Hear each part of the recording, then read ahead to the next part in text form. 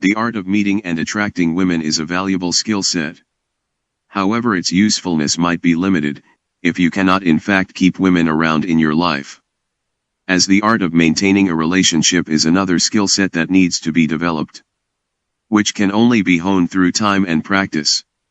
Oftentimes a man may be good at one skill and not the other. There does come a time in the life of most men when they want to have a long-standing relationship with a woman. There is something to be said about building a relationship based on mutual love and respect. Regardless of how many women you have in abundance on a superficial sexual level, you might find yourself feeling empty without a given depth to your relationships. As most healthy-minded people have been raised out of place of love and human connection with their family. A place where unconditional love and acceptance is where we find our sense of belonging. Building relationships can always be a life-expanding experience. Whether you are seeking a monogamous or polyamorous open relationship. However, relationships of all types take work. Just like you may have worked on your ability to initially meet and attract women. But most things worth having are worth working for. While the art of maintaining relationships doesn't come overnight, here are a few simple tips to help you along the way. Filter your anger. Be careful of how you express your anger. As once you say things in an angry tone, it's extremely difficult to take it back as the damage has already been done. Often we say things we don't really mean when we are angry. When the anger runs out, we realize we may have said something very destructive. It's a good idea to be able to take a time out if an argument is getting too heated. Resuming the discussion at a later point when there has been a cool-off period. That time out necessary can be really dependent on the person. For some the time out could be 5 minutes, 2 hours, or 1 day. Either way, it's usually not constructive to have a discussion when emotions are escalated and hostile. When articulating how you feel, try not to point fingers at the other person. Making it more of a description of how you feel from a third-person point of view versus an accusation. Don't assume that the person had any intents with how they ultimately made you feel. It also helps to preface by explaining how you feel with softeners that show empathy.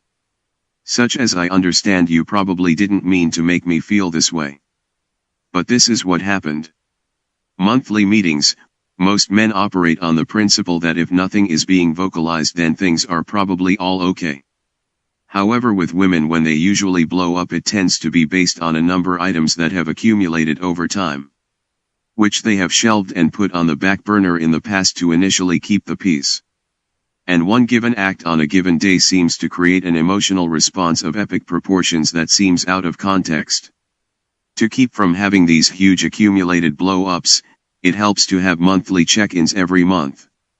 This is a way of giving the other person designated time to express themselves of things they liked and both disliked.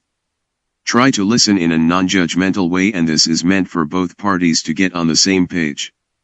Discussing where they would like the relationship to improve or relay what they are happy with. This helps in the process of not having issues bottle up and address things as they come. Not months after the fact when there is an accumulated tension. It might seem mechanical at first, but eventually it becomes a habit and a good routine. Put yourself in their shoes. This is a life skill that always takes a lot of work. Be able to listen to someone without feeling the need to interrupt them. Until the point where they feel they have nothing left to say. This makes someone feel fully listened to.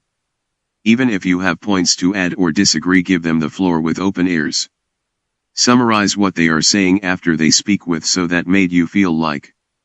It helps also to visualize yourself in those same circumstances. Often you will find most people will feel pretty similar feelings when put in certain circumstances. Although people might have differences in how they handle those feelings and react.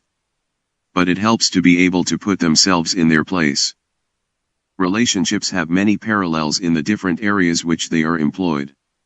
Whether they are romantic relationships, relationships with your boss, or with your business clients.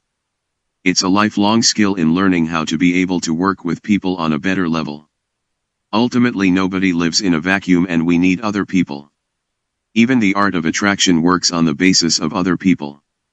So we need to open our eyes and ears up to being open to others. as ultimately the art of relationships is the art of empathy.